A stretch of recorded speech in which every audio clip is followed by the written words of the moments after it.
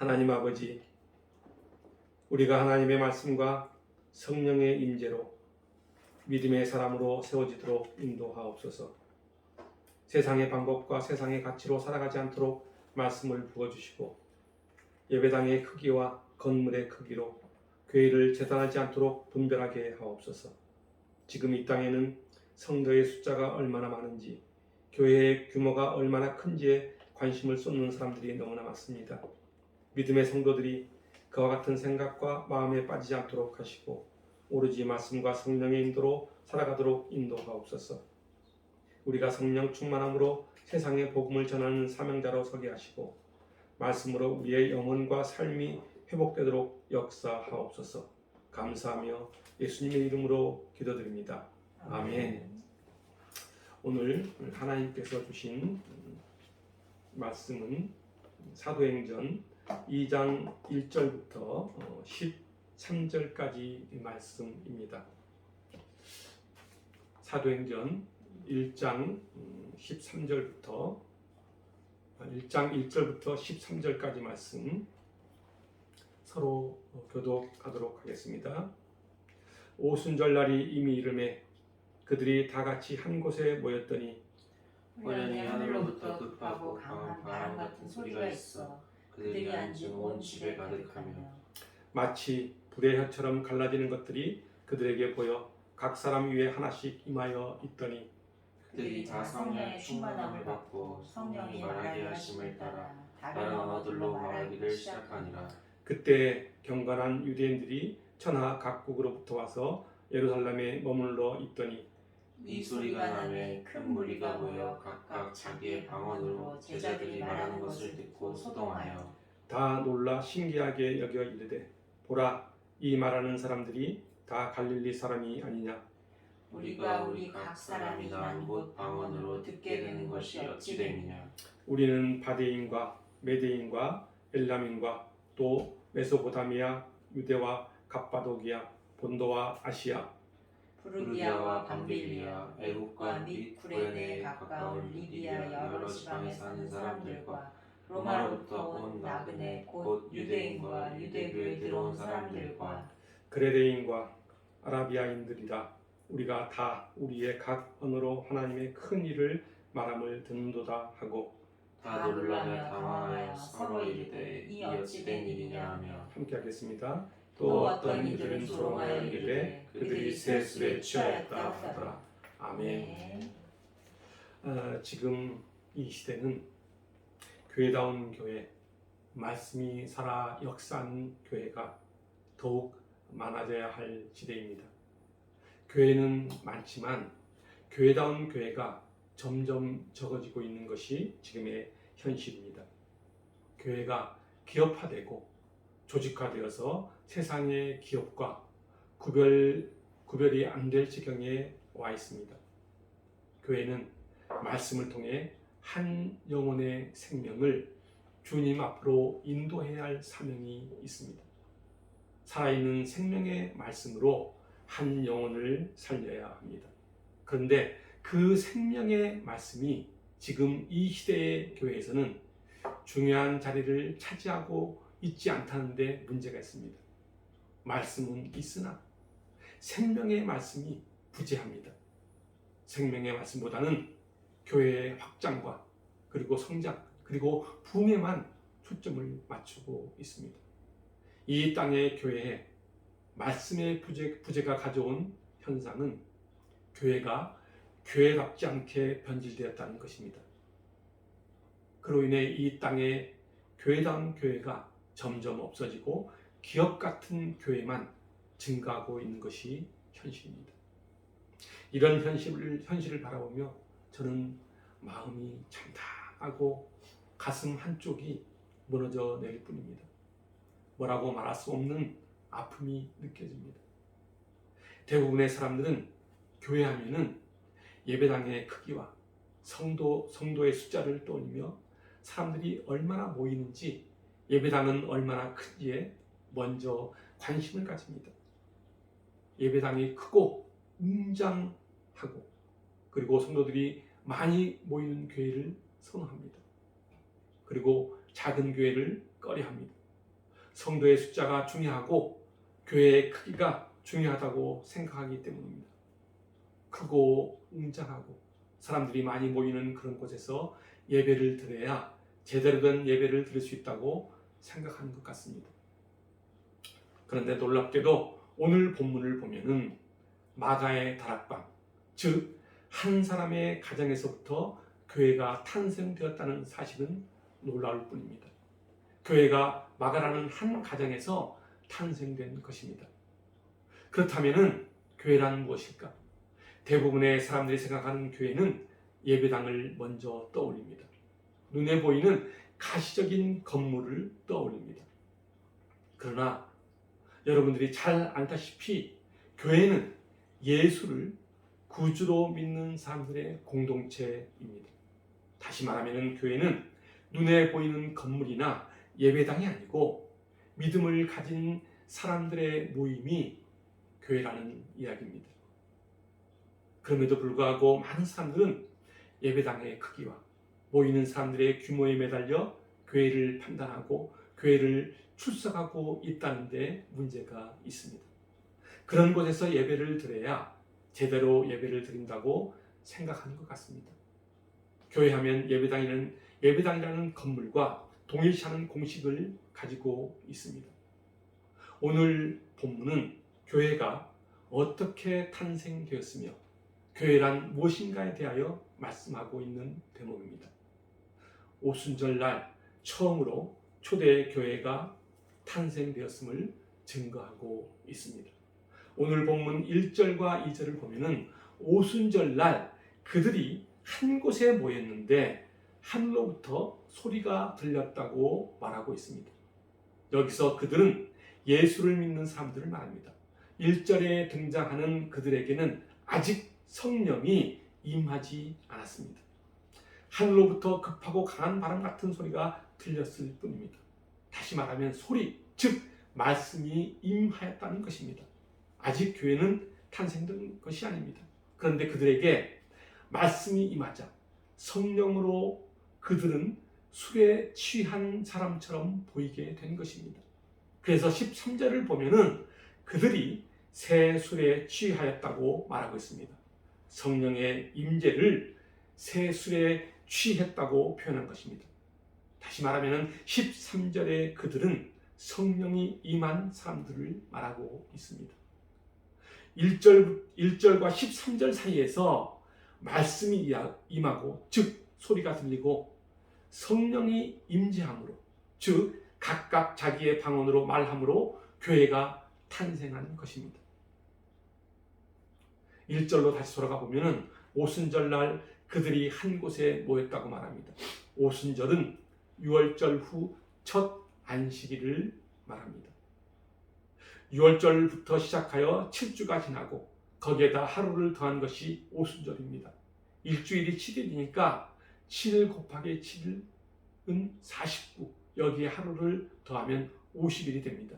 바로 이날을 77절 또는 오순절이라고 합니다. 이 시기는 처음으로 보리가 수확되는 날입니다. 수확된 보리의 첫 열매를 하나님께 드리는 날이 바로 오순절입니다. 신약 성경에서는 예수님을 첫 열매로 말씀하고 있습니다. 고린도전서 15장 20절 말씀입니다. 그러나 이제 그리스도께서 죽은 자 가운데서 다시 살아나사 잠자는 자들의 첫 열매가 되셨도다라고 말씀하고 있습니다. 그렇습니다. 첫 열매로 부활하신 예수님은 승천하신 후 성령을 보내시겠다는 약속을 하셨습니다. 오늘 본문을 보면은 마가의 다락방에 모인 120명의 사람들이 기도할 때 성령이 임합니다. 오순절에 그들은 함께 모여 기도합니다. 그때 하나님의 말씀이 임하고 그들은 성령 충만해집니다. 그 약속이 마가의 다락방에 모인 120명의 사람들에게 이루어진 것입니다. 그리고 그들은 첫 열매가 된 것입니다. 교회가 탄생한 것입니다. 2절에 보면은 급하고 강한 바람 같은 소리가 그들이 있는 집에 가득했다고 말합니다.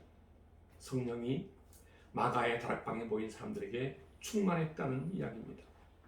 예수 그리스도를 믿는 모든 사람들에게 성령이 충만해진 것입니다. 성령의 역사하심을, 세미한 말씀을 통해 역사하시고 인간의 눈으로는 성령을 볼 수가 없습니다. 그런데 우리는 흔히 성령이 충만해지는 것을 방언을 하거나 기적이 임하거나 또는 예언을 말하는 것으로 이해합니다. 이것은 잘못 해석한 것입니다. 교회다운 교회는 바로 말씀과 성령이 충만한 교회가 교회다운 교회입니다. 교회는 인간의 경영 기법으로 만들어진 것이 아닙니다. 인간의 뜻과 생각으로 만들어진 공동체가 아닙니다. 기업체처럼 회의하고 계획하고 목표를 세워서 만들어지는 그런 공동체가 아니라는 것입니다. 그런데 대부분의 사람들은 교회를 인간의 뜻과 계획으로 세워가려고 합니다. 그래서 건물의 크기가 중요하고 예배당이 중요하고 사람들이 많이 모이는 것을 중요하게 생각하는 것 같습니다. 교회는 하나님의 말씀으로 세워진 하나님이 성령을 부어서 만든 공동체입니다. 그래서 성령이 충만한 공동체입니다. 그 공동체는 복음을 전하는 공동체입니다. 생명의 말씀을 전하는 공동체라는 것입니다. 그러므로 교회는 한 영혼의 구원이 무엇보다도 중요합니다. 하나님의 세미한 소리 가운데 임하신다는 사실을 기억하시기 바랍니다. 말씀 가운데 임하신다는 사실을 기억하시기 바랍니다. 성령의 충만함으로 살아가는 사람은 성령의 사역으로 인해 삶의 모습이 변해갑니다. 성령의 사역으로 인해 그 사람의 성품이 변해갑니다. 그래서 그 사람의 삶이 변화됩니다.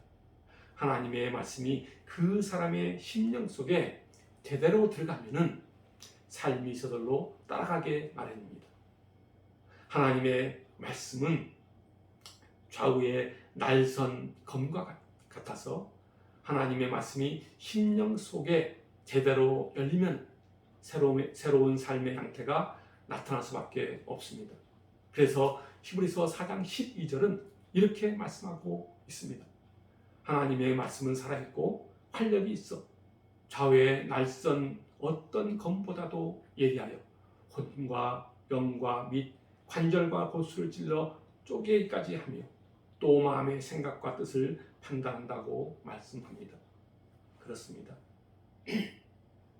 하나님의 말씀이 제대로 들어가면은 혼과 영과 관절과 골수를 찔러 쪼개기 때문에 그 사람은 변화할 수밖에 없습니다. 이것을 한마디로 성령이 함께 역사했다고 말합니다. 4절을 보면은 성령 충만한 사람들이 다른 언어들로 말하기를 시작했다고 증거하고 있습니다. 오순절이 되면은 세계 각국에 흩어져 있던 유대인들은 절기를 지키기 위해서 예루살렘으로 모이기 시작합니다. 그때 유대인들에게 비친 그리스도인들의 모습은 황당하기 그지 없었습니다. 그리스도인들이 모여서 기도하는데 세계 각지의 언어로 기도하는 것을 보면서 유대인들은 놀랄 수밖에 없었습니다. 왜냐하면 그들은 7절 말씀처럼 갈릴리 사람들이었기 때문입니다. 4절부터 8절 말씀입니다. 그들이 다 성령의 충만함을 받고 성령이 말하게 하심을 따라 다른 언어들로 말하기를 시작하니라. 그때 경건한 유대인들이 전하 각국으로부터 와서 예루살렘에 머물러 있더니 이 소리가 나매 큰 무리가 모여 각각 자기의 방언으로 제자들이 말하는 것을 듣고 소동하여 다 놀라 신기하게 여겨 이르되 보라, 이 말하는 사람들이 다 갈릴리 사람이 아니냐. 우리가 우리 각 사람이 난 곳 방언으로 듣게 되는 것이 어찌 됨이냐. 당시 갈릴리 사람 하면은 못 배우고 천하고 가난한 사람들이었습니다. 이런 사람들은 기대할 만한 것이 없는 사람들입니다. 그런데 그런 사람들이 세계 각처의 언어로 유창하게 말하는 것을 보면서 도무지 이해가 되지 않았던 것입니다. 이 모습을 본 한편의 무리들은 11절 말씀처럼 우리가 다 우리의 각 언어로 하나님의 큰 일을 말함을 듣는다며 놀라워하고 기이하게 생각합니다. 그리고 또 다른 한편의 사람들은 13절 말씀처럼 이들을 조롱하고 술 취한 사람 취급합니다. 그런데 오늘 본문 각 언어로 말하는 장면을 자세히 들여다보면 성령의 임재함으로 사람들의 언어가 서로 일치하는 일이 벌어지는 것을 알 수 있습니다. 오순절에 성령이 오심으로 사람들의 언어가 서로 일치하는 일이 일어나는 것은 창세기 11장에서 우리가 흩어짐을 면하자고 한 바벨탑 사건을 연결지을 수 있습니다. 바벨탑 사건으로 인하여 갈라졌던 언어가 이제 성령의 오심으로 회복된 것을 의미합니다. 하나님은 노아의 홍수를 통해 이 땅의 모든 죄인들을 심판하셨습니다. 쓸어버리신 것입니다.